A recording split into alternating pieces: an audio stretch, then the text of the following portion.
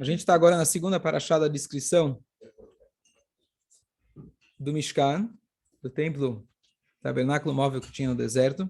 E essa paraxá, a Torá começa a descrever a primeira coisa, as roupas que o Kohen Gadol, sumo sacerdote, ele usava. Ele tinha 8 roupas diferentes.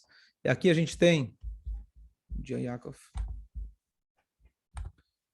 E a Torá faz a descrição para nós como cada uma delas era feita. E a pergunta é, por que a Torá dá para a gente tanta importância para as roupas do Kohen Gadol? Se você está dizendo sobre a casa de Hashem, então a gente já explicou semana passada, a casa de Hashem, qual que é o significado de alguns, pelo menos, dos itens que tinham no Mishkan. Por que a Torá exige tanta beleza? Algumas dessas roupas eram feitas com fios de ouro e lãs bonitas, etc. Qual que é o significado? Então, os comentaristas primeiro falam que, obviamente, é uma lei de Hashem, assim Hashem estabeleceu, mas a primeira questão é que quando a pessoa está bem vestida, isso traz um kavod para a pessoa e traz um kavod para o lugar onde ela está. Assim trazem os comentaristas. Então, Hashem, ele exige, quando você vai entrar no templo, esteja bem vestido. Se você vai numa festa que se tem lá a regra de etiqueta, como se vestir, imediatamente quando você entra, aquilo dá para a gente, faz um impacto diferente. Então, tem, entre essas roupas, queria fazer explicação de algumas delas, pelo menos. Uma delas, começando pelo efod. Efod era um tipo de avental que o Kohen Gadol ele vestia, e ele, vou mostrar aqui a foto, fica mais fácil de quem consegue ver, se precisar de óculos, lupa, binóculos. Aqui está binóculo. Então, aqui está esse efod. É bem parecido com um tipo de avental que a gente, eventualmente, quem usa para cozinhar. E a diferença, uma das coisas que ele tinha, esse avental ele tinha atrás como se fosse meio suspensório, e ele chegava até aqui logo depois dos ombros. Em cada um dos lados eles tinham uma pedra preciosa, e nessas pedras preciosas, em um lado você tinha o nome de 6 das tribos, e no outro lado você tinha das outras 6 tribos. E aqui tem uma curiosidade, uma coisa fora do comum, que o Rashi, aqui a gente está vendo já o desenho. O desenho foi baseado na descrição escrita. O Rashi, quando ele vai descrever para a gente esse avental, ele fala para a gente como a roupa que as filhas dos reis elas costumam usar, as princesas costumam usar. Essa é a linguagem que o Rashi ele usa. Então a pergunta é, desde quando o Rashi conhece as princesas? Desde quando o Rashi usa um paralelo que para a gente talvez é um pouco distante? Qual que é o significado disso? Então os comentaristas trazem que uma vez o Rashi, estamos falando aqui de uma pessoa que ele era completamente imerso nos estudos, uma pessoa que escreveu, ele comentou todo o Tanakh, praticamente todo o Talmud, numa época que você não tinha Google, nem toda a tecnologia que a gente tem, e inclusive o apelido do Rashi no início era Kuntres, porque ele sequer se identificava, ele escrevia os comentários e deixava na sinagoga. E o pessoal começou, uau, quem foi que escreveu isso? Ele se tornou realmente Rashi, que é Rab Shlomo Yitzhak, que é o Shlomo, filho de Yitzhak, época medieval, mas não só isso, Rashi também são as iniciais de Rabban Shel Israel, o rabino do povo de Israel. Quando você vai falar o rabino, quem é o rabino? Quem foi que facilitou para a gente o estudo de toda a Torá, de todo o Talmud? A primeira explicação, o primeiro comentário, o mais, não é simples de ser fácil de entender, ou simples que simples de se escrever, o comentário é simples. Mas o comentário mais próximo do literal, o primeiro nível de entendimento de qualquer parte de todo o Tanakh e todo o Talmud, Tanakh são 24 livros, os Talmud são... Depende como você vai contar. Pode ser com a Mishnah, 60 livros. Numa época, cada livro, você já viu a coleção do Talmud? Não. Não viu? Eu te levo lá em cima depois. O Rashi tem algumas partes que ele não concluiu e o neto dele continuou. O Rashbam, ele continuou. Então, o Rashi, com certeza, ele não tinha interesse, ele não tinha tempo sequer para sair andando pela rua e saber o que estava rodando por aí. Tchau, tchau, bom dia, Shabbat Shalom. E aqui vem um comentário muito bonito de que o que aconteceu foi o seguinte. Uma vez, o Rashi saiu de casa, sabe lá por quê, e quando ele saiu de casa, ele viu uma moça, como se fosse uma princesa, uma filha de algum duque, alguém importante da época, montada num cavalo. Desculpa, eu falei que é como elas vestiam quando elas montavam a cavalo. E ele viu isso. Para nós, quando a gente vê qualquer coisa, você fala, bom, estou andando na rua. É claro que você vai ver um monte de coisa. Você tem que se cuidar. Mas o Urashi falou, nada por acaso. Se eu vi isso e apareceu na minha frente, algo que era completamente fora do comum para o Urashi, então é um sinal de Hashem. E quando ele chegou nessa passagem, ele entendeu que Hashem queria dar para ele, proporcionar para ele uma compreensão de algo que você precisa ter algum tipo de gráfico, que não tinha na época, algo que você tinha apenas a descrição da Torá escrita. E aí, quando ele viu isso, ele entendeu, e como tudo ele tinha escrito por profecia, ele conectou as duas coisas, ele entendeu de que Hashem tinha proporcionado ele ver essa mulher vestida dessa forma para que ele pudesse entender como que era feito o efod do Kohen Gadol. Quem de nós poderia dizer a mesma coisa? Olha, eu só andei na rua, eu só vi alguma coisa, porque com certeza é para poder entender melhor o Humash. Mas aqui sim a gente tem que entender, lembrar aquilo que o Baal Shem Tov fala, que tudo que a gente vê ou escuta, a gente deve tirar alguma lição para o Avodat Hashem. Nós não teríamos a força de concluir a descrição de qualquer coisa na Torá só porque eu ouvi alguma coisa. Já que eu vi, significa que essa interpretação não quer dizer nada. Mas se você viu alguma lição, você deve tirar. Urashi, que o oxigênio que ele tinha na vida dele era a Torá. Então, quando Hashem proporcionou para ele ver isso, ele entendeu que era algum sinal da Torá. Certo? Próximo. Nessa paraxá é descrito também o peitoral do Kohen Gadol. O peitoral era, vou mostrar aqui para vocês, aqui você tem o desenho do peitoral, ele é conhecido. O que não é tão conhecido é que, na verdade, ele dobrava atrás, dá para ver que ele tem uma dobra atrás, ele continuava para trás, e entre essas dobras você tinha o nome de Hashem. O nome máximo de Hashem, ele ficava lá dentro. E esse peitoral é conhecido mais pela história de Haná com Eli, que ele, nesse peitoral, você tinha os nomes das 12 tribos, são 12 pedras, tem outras letras que também estavam lá, Shif, Teika, etc. No final, você tinha todo o alfabeto hebraico. Em momentos específicos na história, esse Roshen poderia ser consultado. Alguém fazia uma pergunta, as letras brilhavam, e conforme as letras, o Cohen, ele interpretava qual era a resposta. A primeira passagem que nós temos na Torá, no Tanakh, em relação a isso, é quando o rei Shaul, antes ainda de ser rei, ele tinha perdido os seus burros. E ele vai até o Kohen Gadol para consultar aonde estão os seus burros. Imagina se você perde alguma coisa, você vai lá e consulta, Rabino, onde estão minhas coisas? Tarará, tarará. Então, você tinha lá o negócio, estava ligado na tomada, talvez nem precisava, ele carregava de vez em quando, e acendia as luzes, e pelo satélite ele já conseguia identificar onde estavam os burros do Shaul. Qual que é o significado? Find me. Você coloca lá, find me, escolha. Então a primeira pergunta é o que significa isso? Quer dizer, as luzes acendiam. Então a primeira coisa para a gente esclarecer é que isso só funcionava no primeiro templo.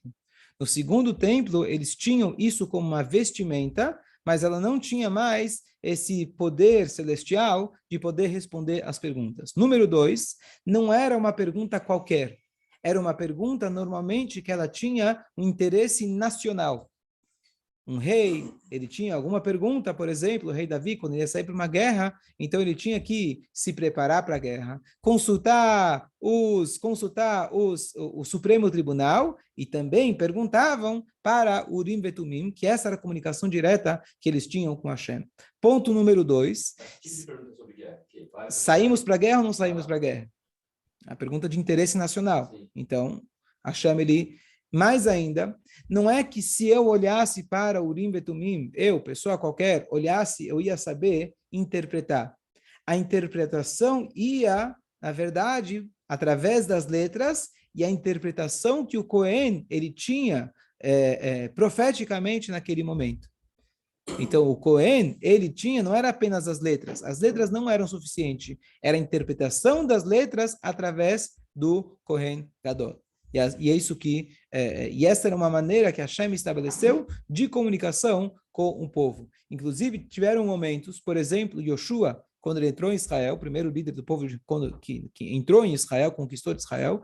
Na conquista, ele cometeu um erro, que ele fez um pacto com o povo, com uma família, sem ter consultado Deus. E ele foi admoestado por isso. Ele deveria ter consultado Deus, na verdade, eles foram enganados. Como ele deveria ter consultado Deus, então esse seria o método tradicional. Yoshua não tinha a mesma capacidade do Moshe Rabbeinu, que falava com Deus diretamente, a cada momento, qualquer hora. Então, o método que poderia ter sido usado até o final do primeiro Beit HaMikdash, praticamente, era esse método que era as pedras do peitoral do Kohen Gadol. E como se chegava à condição de Kohen Gadol? Como se chegava na condição de Kohen Gadol? Pergunta muito boa e muito interessante. Porque se a gente for ler na Torá e na Mishnah, etc., quais são as condições para a pessoa ser um Kohen Gadol? Kohen Gadol, ele tinha uma função dupla. Primeiro, que ele era o CEO do templo. O templo, você tinha todo um serviço. Quem era que comandava tudo? Quem tinha a posição de mais respeito era o Kohen Gadol. Então tinha a parte técnica, a parte que ele orientava qualquer coisa, ele mandava qualquer coisa, ele tinha o privilégio, qualquer sacrifício que ele quisesse, ele poderia comer, se era um tipo de sacrifício que poderia ser comido pelos Kohanim, então normalmente era dividido. Ele não precisava pegar fila, ele poderia pegar quando ele quisesse. Qualquer serviço que ele quisesse fazer, ele fazia. Então ele tinha o privilégio de serviço. Mas a condição para isso era uma condição espiritual. Ele tinha que ser um Kohen de alto nível espiritual. Não só espiritual, ele tinha que ser rico. E se ele não era rico, os irmãos Kohanim tinham que enriquecer ele. E o privilégio que ele tinha era, na verdade, no dia mais importante do ano, entrar no Kodesh HaKodashim, que era no Yom Kippur, o lugar mais sagrado, e lá ele estava presente, literalmente, na frente de Hashem. Então, no primeiro templo, você tinha Kohanim Gdolim, que realmente mereciam ser Kohen Gadol. Eventualmente, se o Kohen Gadol não era merecedor sim, tinha que ser 100% kasher, puro, com boas intenções, ele, quando entrava no Kodesh HaKodashim, ele entrava e não saía. E por isso, inclusive, a gente tem no Yom Kippur a descrição do trabalho, do serviço que o Kohen Gadol fazia lá. O Kohen Gadol fazia uma prece muito rápida para não deixar a turma preocupada. Moshe Rabbeinu começou a demorar pela conta deles um pouquinho a mais, olha o que já no que deu. Pessoas começaram a falar, será que ele morreu lá dentro? Então, realmente acontecia, porque se a pessoa não estava espiritualmente pronta para isso, ele já ia embora naquele momento. E agora, no segundo templo, o segundo templo foi, na verdade, sob domínios estranhos. Quando a gente estava no primeiro templo, especialmente no começo dele, era o rei Salomão, reis de Israel que dominavam a terra de Israel. O segundo templo foi a grande aliá que teve da Babilônia, que foram uma parte do povo de Israel, foram até lá e conseguiram permissão para construir o templo. E o templo, o tempo todo, o segundo templo que durou 420 anos, ele estava sob domínios estranhos. Ele foi mudando. Teve os gregos, no final foi os romanos, tinha a época de Ahasverosh, etc., que eles estavam dominando o lugar, a terra de Israel. Então, uma vez que a gente teve domínios estranhos, as regras dentro do templo, em alguns momentos na história, elas foram também dominadas por outros. Por exemplo, você teve a época do hedonismo, que é a época de Hanukkah, aonde eles colocavam os Kohanim que eles queriam. Nós vamos mandar no templo. Nós tivemos até a época também que se tinham Tzdokim, Baitusim, que eram judeus, que foram educados dentro da Torá e etc., e eles abandonaram os caminhos e eles não aceitavam a Torá oral. E eles tentavam conseguir funções dentro do templo, justamente para conseguir fazer o trabalho conforme a visão deles. Eles diziam acreditar na Torá escrita, mas não na Torá oral. Então, tem vários detalhes no serviço do templo que, conforme, se você for interpretar a Torá literalmente, parece que o serviço é de um tipo, mas quando você vai ver a interpretação dos sábios, e a tradição nossa era diferente. Então, antes do Kohen Gadol entrar lá, primeiro que ele precisava passar por um treino, uma semana de treino, e antes dele entrar, faziam ele jurar. Olha bem, você vai entrar no local sozinho. Jura para nós que você vai fazer exatamente como a gente está te orientando, e não conforme, eventualmente, faziam aqueles tzdokim. E depois que ele fazia esse juramento, ambos choravam. Eles choravam por ter suspeitado dele, forçar ele a fazer um juramento, e ele chorava por ter sido acusado, questionado sobre a sua índole. E esse era o procedimento. Então, nessa época, especialmente, o Kohen Gadol era trocado no mínimo uma vez por ano, porque quem entrava não saía de lá. E, curiosamente, aqui a gente vê uma coisa interessante, de que mesmo que as pessoas sabiam que o cara que entrou no passado entrou e não saiu, então você poderia falar, bom, aquele lá é meu amigo, a gente bagunçou junto, a gente conhece as mesmas coisas, então as chances de eu sobreviver são poucas, mesmo assim, eles se voluntariavam. Por quê? Porque pelo menos eu vou ter um instante de êxtase de proximidade de Hashem. Então, no segundo Beit HaMikdash isso acontecia bastante, inclusive eles já entravam lá com uma cordinha, porque você não pode entrar no Kodesh HaKodashim sequer para tirar um morto de lá. Então, entrava com uma cordinha no pé, se demorou muito para sair, você já puxa e direto já liga para o Hevra Kadisha e já encaminha direto. Essa era uma realidade triste que acontecia no tempo. Certo? Inclusive, você tinha algumas maneiras de se tornar Kohen Gadol. Uma delas, se o governo te colocou como Kohen Gadol, e a outra é se você era muito rico e você pagou pelo cargo. Obviamente, se você pagou pelo cargo, você não é o cara que foi eleito ou merecedor daquele cargo. Isso acontecia. Mas como ia saber, por exemplo, o cara podia, o Kohen Gadol, no caso, podia rezar mais devagar, sei lá. E puxavam ele, e ele estava vivo. Bom, se puxaram ele estava vivo, que seja esse o problema, que ele cai no chão. Não, mas talvez não acontecia isso, o cara está demorando muito. Você puxa a cordinha, aí, tá aí, ô, tá acordado? Tá tudo bem aí? De volta com o pé. Você puxa a corda, se vê que vai para o outro lado... Não, a pergunta é assim, como eles sabiam que está demorando muito? O que era o demorando muito? Então, é uma reza curta, uma reza de literalmente 1 minuto. Então, é uma reza muito rápida, justamente para não deixar a turma ansiosa. São 3, se a gente olha no Mahzor, eu acho que são média de 3 linhas a reza. Bem curta.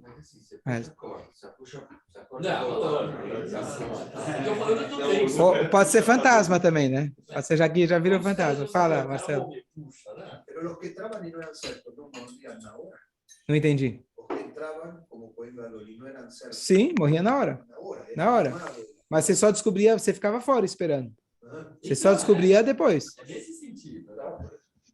Quanto tempo esperar? Bom, a gente podia fazer um filme para a gente poder ilustrar melhor. Né? A gente não tem esses detalhes como tradição, a gente tem o conceito. Sim.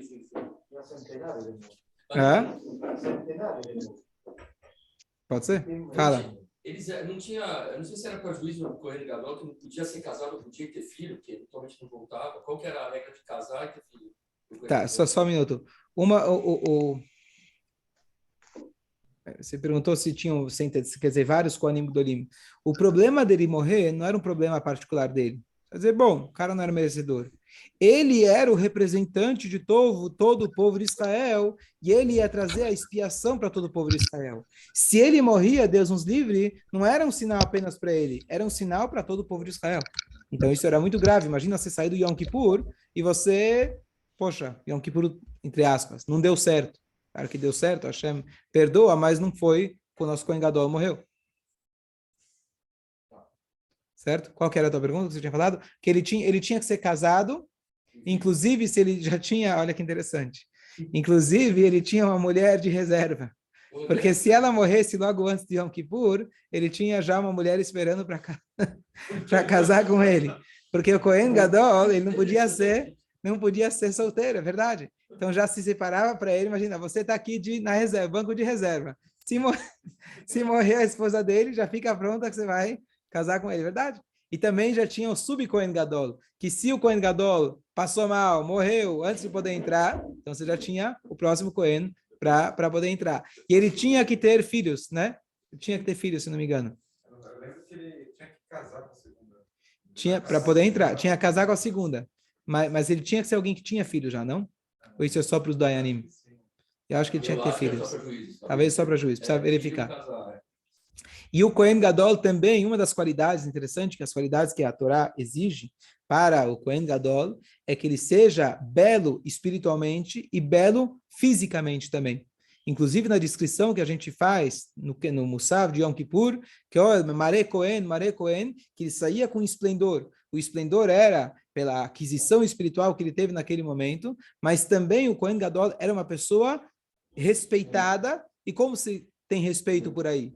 Dinheiro, aparência, poder e etc. Então, além da grandeza espiritual dele, a grandeza espiritual dele tinha que ser uma pessoa que também tinha essa grandeza material. E como se explica nos livros místicos, que a beleza espiritual, a beleza física, ela reflete a beleza espiritual. Agora, se você apenas foca na beleza física sem o espiritual, então se torna como um adorno no nariz de um porquinho. Certo? Você tem algo maravilhoso, mas se você não tem o interior, não vale nada. Agora, se você tem o interior, ele reflete, o exterior reflete o interior, então isso é fantástico. Então, também, além das qualidades dele espirituais, ele tinha que ter também as qualidades mundanas, força, filhos, riqueza e assim por diante, e é isso que trazia toda essa magnitude para o Kohen Gadol.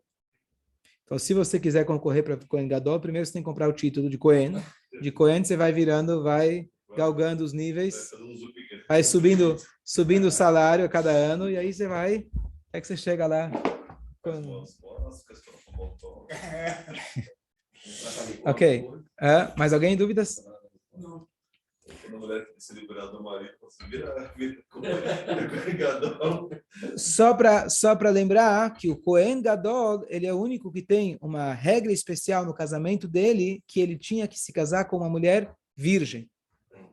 Ele tinha que se casar com uma mulher virgem, e essa é uma exigência para que a Torá tem para o Kohen Gadol, especialmente. Certo? Uma pergunta. Opa, pode falar. Eu recebi um vídeo, a gente sempre fica na dúvida, mas quando você tem aquelas escavações em Israel e etc., nunca a gente pode ter certeza absoluta de nada, mas o estudo arqueológico é, no mínimo, interessante. Então, eu recebi um vídeo que é super bom para essa semana, que supostamente encontraram um dos sininhos, você viu? Um dos sininhos de ouro que ficava embaixo de uma das roupas do Kohen Gadol. O Kohen Gadol, ele tinha um meil.